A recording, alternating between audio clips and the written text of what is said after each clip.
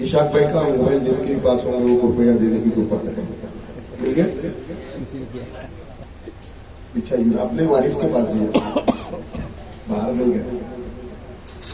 आज के इस मीटिंग में मौजूद हमारे वरिष्ठ नेता आली जनाब इशाक मंसूरी साहब, अफजल भाई, हमारे बहुत ही कर्मठ कार्यकर्ता आली जनाब हाजी रियाज अहमद भाई,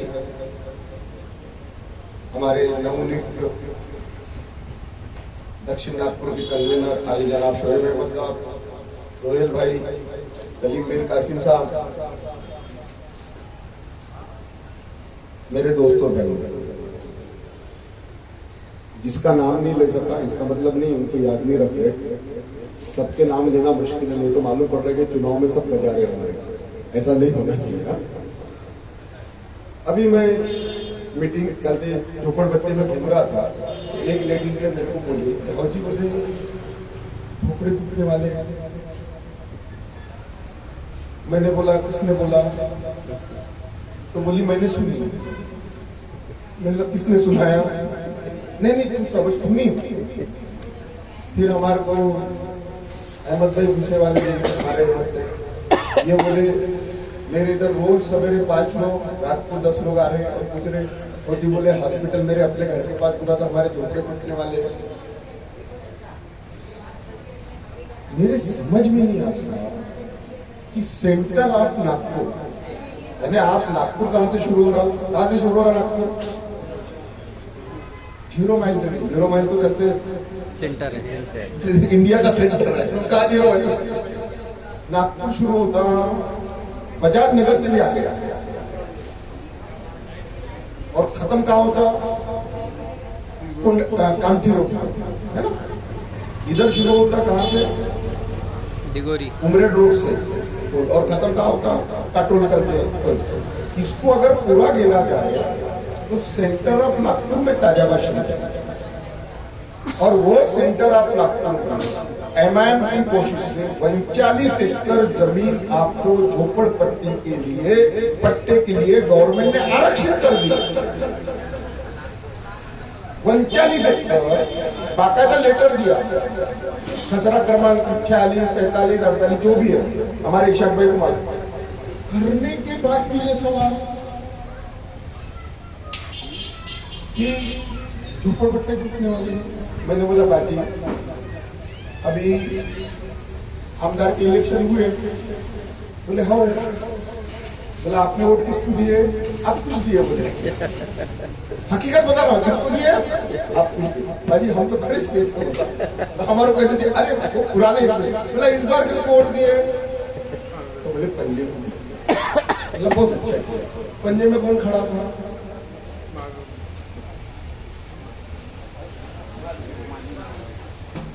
मालूम नहीं। पंजे में कौन खड़ा था ये मालूम नहीं, झोपड़े टूट रहे ये मालूम। तो ये अवेयरनेस कौन फैलाएगा कि ये झोपड़े टूटने वाले नहीं? बहुत सारे लोगों ने सवाल उठाया कि बाउंड्री बनने वाली है, बाउंड्री के खिलाफ आंदोलन करो। मैंने जो मुद्दे यहाँ रखा वो वहीं भी रखा। कहाँ रखा तुम्हारे को मालूम है कि भैया तुम बाउंड्री बांधेंगे कैसा? किससे लड़ेंगे? Boundary boundary cancel. मालूम पड़ गया कितने लोगों से हाई कोर्ट और सुप्रीम कोर्ट में जाके लड़ेंगे, कैंसल। तो ये काम एमआईएम कर रही है, और आप अगर उसको नहीं पहुंचा रहे हो तो अवेयरनेस की जो कमी उनमें है, तो हमारे में भी है क्या, ये चेक करने की जरूरत है।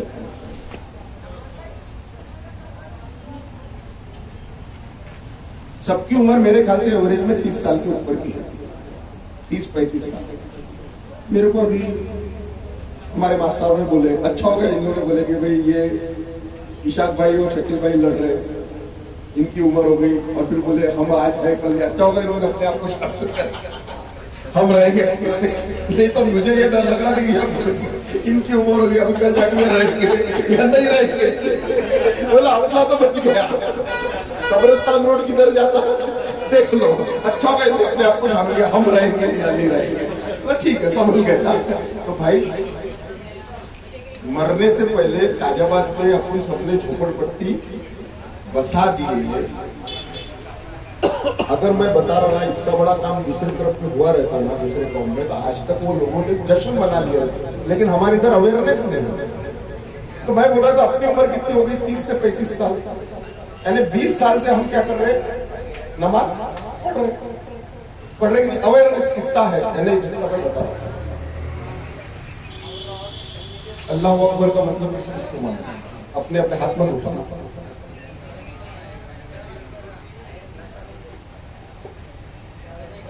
सुभान रब्बिल अज़ीम का मतलब किसको मालूम, कितने बार पढ़ते हैं, रुकू में जाते पढ़ते, कई बार नमाज पढ़ते, किसको मालूम, अपने आप से सोचो। सुभान रब्बिल आला का मतलब किसको मालूम, समय अल्लाह लिमन हमीदा का नंबर मतलब किसको मालूम। तो छोटी छोटी चीज पूछ रहा हूं मैं। रब्बना लकल हम का मतलब किसको मालूम।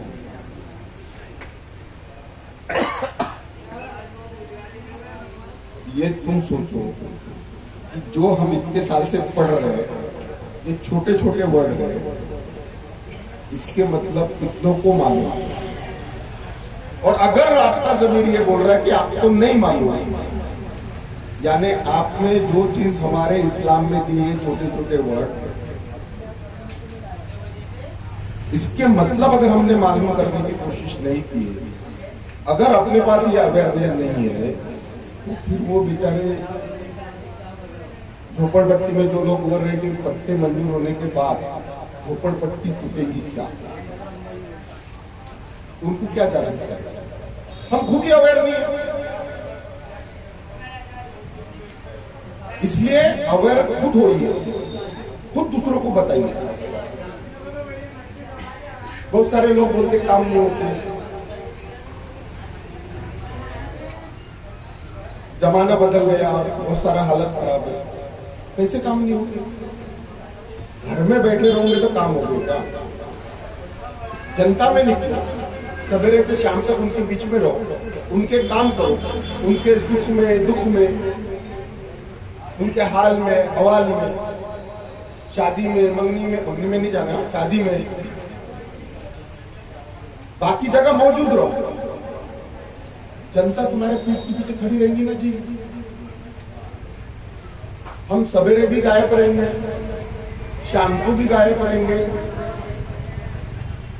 उनके काम में नहीं आएंगे तो जनता तुम्हारे पीछे कैसी खड़ी रहेगी।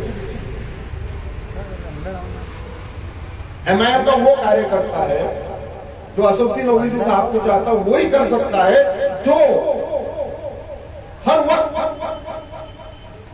लोगों के बीच में रहने को तैयार है। ठीक है, अभी समय गलत है, लेकिन समय तो बदल सकता है ना। 100 दिन सुवार की तो एक दिन लोहार की आएगी। मराठी में एक मन है, 9 दिवस सुनेचे, 9 दिवस सासूचे। तो हर में इसमें जो लड़ने के लिए तैयार है, संघर्ष करने के लिए तैयार है, वही एमआईएम का कार्यकर्ता हो सकता है। अभी फहीम सर ने बोले कि खाना खाने आ रहे हैं और खाने की दावत है तो नहीं आ रहे हैं, वो एमआईएम का कार्यकर्ता नहीं है, वो खाने वाला कार्यकर्ता। चुनाव के टाइम अभी वो हमारे को तो जरूरत नहीं है, लेकिन जरा हमारे पीछे के कार्यकर्ता है उनको भी खर्चे की जरूरत है। ऐसे लोग तो चुनावी इसमें अगर हमारे को इस ढंग से तैयार रहना है तो हमारे को संघर्ष करना पड़ेगा। और कौन बोलता बदलाव नहीं होता, बदलाव होता है, लेकिन हमारे दिमाग में जो भरा हुआ है ना कि बदलाव नहीं होता और हम चेंज नहीं ला सकते, वो कहीं ना कहीं हमारे को निकालना पड़ेगा। हाथी देखे ना सबने,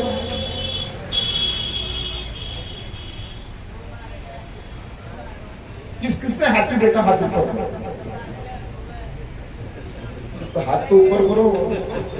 तुमने सही में देखी क्या? किसने नहीं देखा, यानी हाथ देखिए ना सबने। मेरा हाथ ऊपर। सर्कस में हाथी बंधा हुआ देखा। और सबसे ताकतवर जानवर बोलता है हाथी होता है ना, सबसे ताकत। और वो हाथी सर्कस में वो रिंग मास्टर के एक चाबुक से ऐसा डंडा पटकता तो वो 4 कर दे, वो जो 4 कर दे पायों का जो टेबल रहता उस पर भी चढ़ जाता, जिसपे उसकी खड़ी रहने की ताकत नहीं रहती। क्यों होता है ऐसा? क्योंकि उस पर प्रोसेस की जाती है। जब हाथी को पकड़ा जाता है तो कैसे पकड़ा जाता है पता है आपको? हाथी को पकड़ा ऐसा जाता है कि जंगल में चारों तरफ से एक गड्ढा खोद देते, उसके ऊपर गलते घास फूस डाल देते और चारों तरफ से उसको घेर कर दौड़ाते। घास फूस पे जैसे जाता उसको लगता जगह चलते रास्ता है, वो भड़ा के साथ उसके ऊपर क्या गिर जाता। गिरने के बाद कम से कम 5 से 6 दिन उसको खाना नहीं दे। पहले दिन चिल्लाता, दूसरे दिन चिल्लाता, तीसरे दिन चिल्लाता, 5वें दिन कम करता, 6वें दिन बर्फ हो जाता। फिर बाद में उसको रस्सियों से जकड़ा जाता, बहुत सारी रस्सियों, और रस्सियों से जकड़ने के बाद उसको ऊपर निकाला जाता और एक जगह बांध देते। फिर हल्के से उसको केला देते, फिर संतरे देते हैं, फिर उसकी जो जो चीजें धीरे धीरे उसको देते। तो वो किसका पालतू हो जाता है ना, खाना शुरू करता। जो फुंकारते रहता वो क्या करता, खाना शुरू करता। और जैसे उनको लगता है कि अब ये फुंकारना बंद कर दिया, थोड़ा सा पालतू है, तो उसकी एक एक रस्सी खोलना शुरू करता। अब रस्सी तो उसकी खुल रही, लेकिन हाथी को ऐसा लग रहा है कि रस्सी मेरे को बंधी है। और जिस दिन उसको लगता कि सारी रस्सी मेरे को बंधी हुई है, पूरी रस्सी खोल देते और पैर पे छोटी सी रस्सी उसको बांध के छोड़ देते, छोटे से थोड़े। अगर उसमें ताकत, उसमें इतनी ताकत रहती फिर भी कि अगर वो एक करते झटका मारे तो रस्सी भी टूटे और वो जो कुटी भी निकल जाए। लेकिन दिमाग में ये भरा कि इसमें कुछ नहीं होता तो करता। हम मुसलमानों की भी हालत बुरी है।